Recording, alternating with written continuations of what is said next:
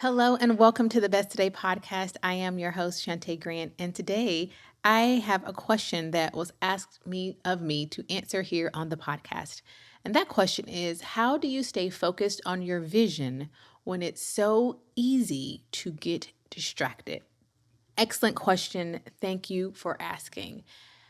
There are so many things I can say here. And really, I think many of my podcast episodes help to provide some clarity and some guidance. So today, I'm going to just give you a number of things to help you get started in thinking about this fantastic question.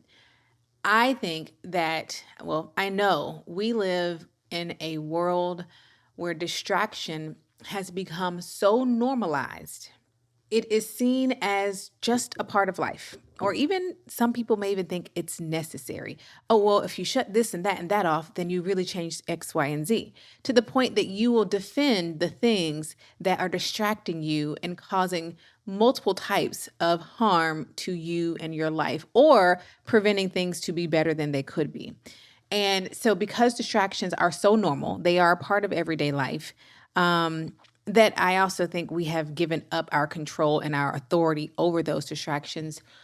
It's so important to have a heightened sense of awareness of the distractions that come in your life, and not just those noticeable distractions like social media, television, you know, anything relating to screens. That's a really easy one for most people to at least acknowledge, even though that might be a huge one that you struggle with. But there are so many distractions in our everyday, again, but they have been so normalized that we may not even recognize them as that. And the thing that I want you to understand is that you have more power over the distractions that creep into your life than you think. I believe that distractions are one of the biggest time robbers and robbers. Did I say that right? Yeah, time robbers. And most people have actually set their lives up without any defense against the distraction. And also, I'll even go as far to say, have created a life that opens themselves up to distraction. So, if your question is, how do I stay focused on my vision? Let's start there. What is your vision? Do you have a vision? Are you really clear on it? If not, I think that's where we start, right? There needs to be a commitment to whatever it is you're focused on, whether it's this thing I'm focused on in this season of my life or this season in the year, whether it's a life vision, a bigger, broader vision, or anything in between. Understanding what your vision is for you, for your life, for the things that matter, the things you are striving to do, striving to become, striving to maintain is really important. So start there. How do you stay focused on your vision? Be really clear and aware of what that vision is and put it in writing. And by writing, I do not mean typing in a phone, a computer, an iPad, or whatever have you. A good old fashioned pen, pencil, and paper, right? Number two, I would say, once you know what your vision is, right, you can now ask yourself, what level of focus is needed for this thing that I just said matters to me, for it to come to life, for it to be realized, right? What level of focus is needed to obtain this thing or to do this thing or to be this whatever? What is going to get my focus? And then the other side of that question is, what does not get my focus? And be very clear on both, because identifying what gets your time without identifying what does not get your time, which the answer really is everything else. But I need you to define what that everything else is, because what's going to happen is those everything else's are going to come in. And because you didn't identify them as, no, this is not where my focus is, you're going to let it slide on in there. And there we go again with those distractions. What level of focus do you need? Because different visions require different levels of focus, or different parts of the vision requires different levels of focus. For instance, if you're in the community, you've heard me talking a lot about my focus right now has to be far more narrow than it may have been in times gone by, because of where I am and what I'm doing behind the scenes is so quiet, right? I need to sharpen my focus. And the way I do that is narrow in what gets my focus. There are a lot of things that are not necessarily quote unquote bad things, but there are things, right, that cannot have my attention right now because of the vision, because of the desire, because of the thing that it is in me that I am trying to work through and with. And so understand, this is why I say you have to know what the vision is first. Know what some people might want to use the word goal or whatever. Know what that focus is, because that's going to tell you, okay, in order to do this, be this, have this, what level of focus is needed? You need to write that down also. What's going to get my attention and what will not? And so by identifying the what will not, it helps to bring your awareness of when you actually start letting it in. And you can continue to add to that, right? What may not looks different for you. What does not get my attention? And interestingly enough, the Best Today guy asks you this every single morning. For me, this is something I'm telling you is a daily practice. Because even when that's when you're looking at in the big picture when I talk about what's your focus and what's your not focus. But then you have to take that in each day. This part, the work I'm doing today, this thing that got my focus yesterday, it didn't get my focus today. So what I'm focused on today may change what's not in my focus for today. Does that make sense what I'm saying?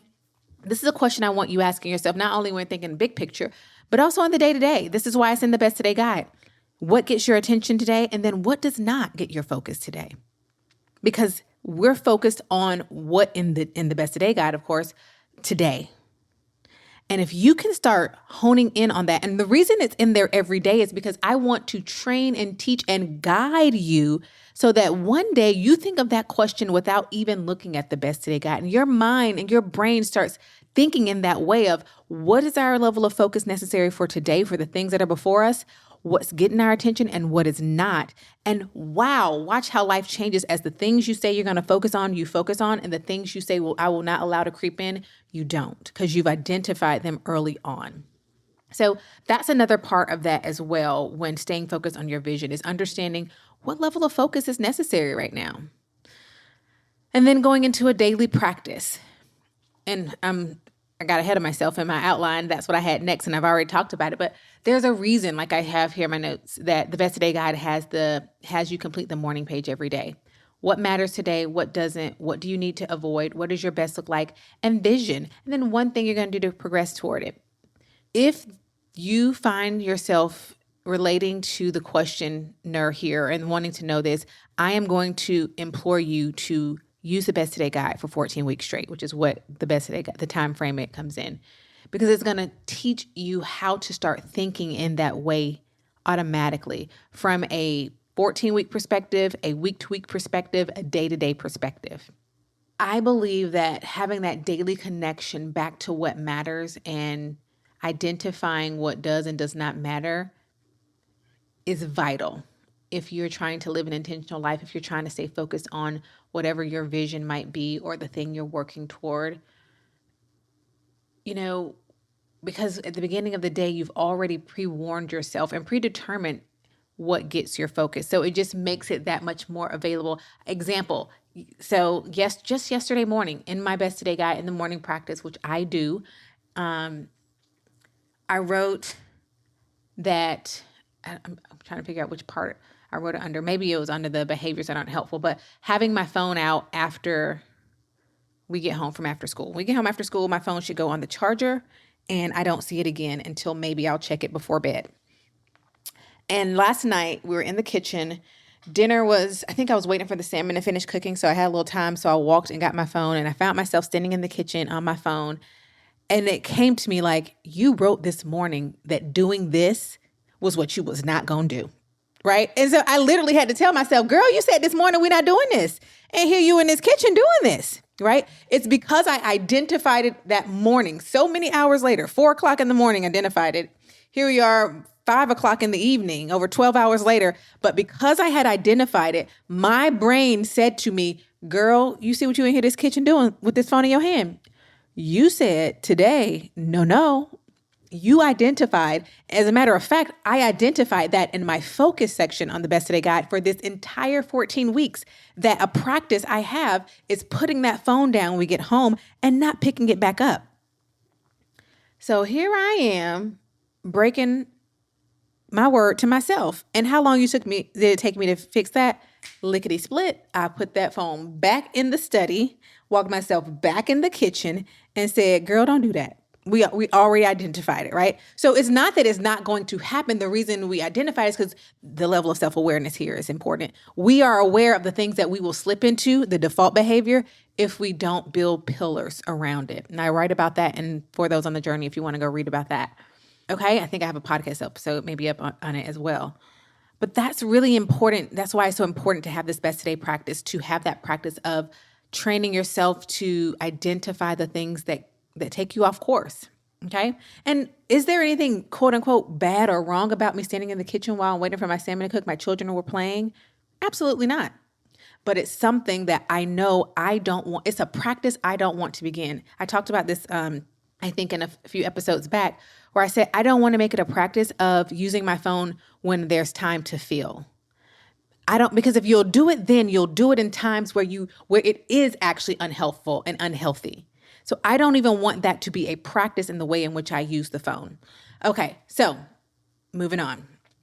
Stop setting yourself up for distractions. Or to put it another way, set up yourself with better or new habits and default behaviors. Put your phone away, delete the apps. If the noise isn't available to reach you, guess what? It won't.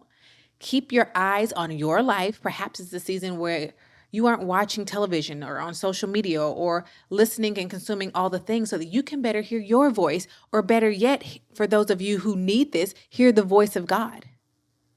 Maybe this is a season where you need to quiet things down. And so how do you avoid the distractions? You stop living your life set up to welcome them in. In July without Instagram, the way I was able to see a stark difference in so many things. I didn't need my work phone to take pictures, to report about this or that, or to share this or share a thought that came to my mind. And guess what? Those are things I actually enjoy. I enjoy coming in and sharing a thought that I had. I enjoy capturing things and sharing it with my audience, particularly because a lot of it leads to a lesson. But when it was something that was just off the menu, it was just something that was not available to me because I had already said we're off of Instagram, right? We're off of social media. I realized how much in this season, with the particular focus that I need, I don't even need to make room for that. And again, I just told myself, you don't need to make room for this thing that you enjoy. I really was enjoying Instagram before I got off of it in June. I was really enjoying connecting a little bit more than usual and sharing, but it was something about removing that showed me what I needed to see. And so that's why I'm inviting you. Pull those things out. Even if you can say, oh, that's not hurting anybody, or that's not too bad, or da-da-da. Okay, that's fine. That's great. I love that for you. Take it out and see what happens. Take it out for 30 days. Okay? Because we also need to live a life where we are aware of neutral forces. Neutral forces sometimes can be just as harmful, if not more, than negative forces.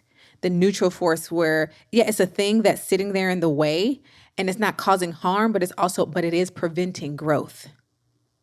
And I'm gonna tell you, if things aren't growing, you know what they're doing, right?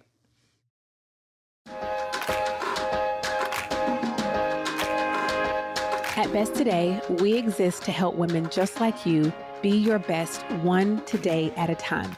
So each week on the podcast, we are going to highlight your stories and your voices. So let's see what's in the inbox today. Today, we have a 5-star review of the Compass versus the Clock replay from Nikki Harrison, who writes, "Delivered as promised.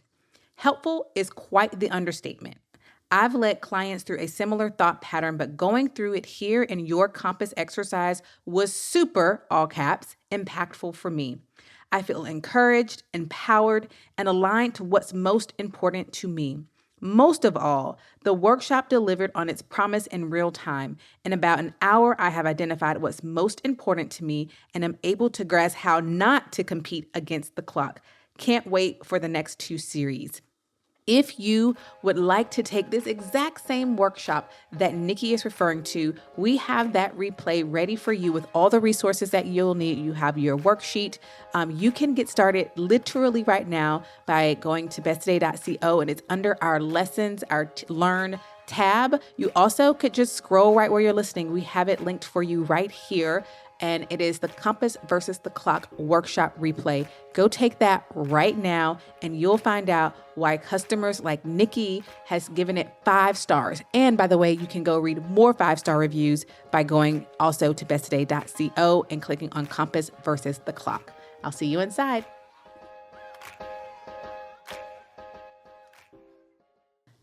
How connected are you to your vision? The answer to that question was you're dying. It's dying. How connected are you to your vision, to what you want? That's another important part. You have to get so close to it that there's no room between you and that vision for distractions. I mean, think about it. Middle school, high school, or middle school dances, right? You want to be real close to, Brandon, whoever. But they had that little ruler between y'all, right? You want to be so close to you want to be as close to your vision as you want to be to Brandon at that high school or middle school dance, right? You want to be real good and close. There's no room for distraction between you and it. That's how close you want it to be, right? Because you've pruned your life down to where there's only room for what matters now, not what matters in general. There's a difference, right? There's a difference between what matters in my life and what matters right now, because that right now usually is far more narrow because of a specific thing that I am trying to accomplish, right? Listen to that again. I need you to understand the difference between what matters and what matters right now. Maybe that's something you need to think about. And as I was looking at this question, I thought about the Compass versus the Clock workshop. That is the perfect answer and solution to this question as well. When I started outlining, I thought, this question, I need to find out who submitted this and send them to the Compass versus the Clock workshop, because in that class, I help you actually identify your compass, create it, helping you understand your north and what happens when you're not pointing toward it, and how to set up a compass for your life that allows the compass to lead versus living your days being dragged by the clock. So I'm going to link that workshop here, Compass versus the Clock. You can start it literally right now after you sign up. It's under the Learn tab at besttoday.co, but we'll link it directly here in the show notes as well. So the original question, how do I stay focused? How to stay focused on your vision when it's so easily to get distracted? Friend, every single day, here's the thing. This is my call to action to you. Every single day, the world gets louder and more distracting, which means today is actually harder than it was yesterday, than it was last year, than it was last month, which means the longer you wait and postpone and procrastinate to learn the skills of how to shut off distraction and sharpen your focus, the harder it's going to be, right? It is possible. The good news is to live in the world and not fall into the trap of distraction. But it takes intention, and it takes effort, and it takes being willing to prune and identify what matters now. And so I want to invite you to join the Best Today community, because that is a distraction-free environment that can support you on the journey. We're going to link that here in the show notes as well. It's also besttodaycommunity.com. Let me and all the women inside walk alongside you and help you as you clarify your vision and start to set those boundaries and block out the distractions. Let's talk about them together. We literally start every month with a focus first call, narrowing our focus for the upcoming month. But I hope this helps and gives you some guidance and places to start for this fantastic question. Let me know how I can help. Any follow-up questions from any of you, you can always send us an email at hello@besttoday.co. Thank you so much for being present for me with today's episode. Remember that you can submit a question by emailing us, or you can also leave a voice message at besttoday.co/voice. And to hear more from me, I want to invite you and encourage you to subscribe to my online publication for those on the journey, which is also linked right here where you're listening now. Thank you so much. I will talk to you on the next episode.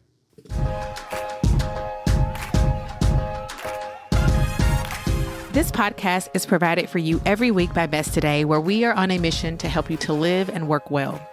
We do this by creating resources that bring intention to how you plan, schedule, work, and live. You can get started in one of 3 easy ways. First, by taking our product quiz at besttoday.co/quiz. 2, joining us in our online community, the Best Today community, at besttoday.co/community. Or 3, connect with us through email at besttoday.co/email, all of which are linked below in the show notes. To learn more about our company and what we do, visit besttoday.co and join thousands of customers around the world pursuing a life of intention, one today at a time.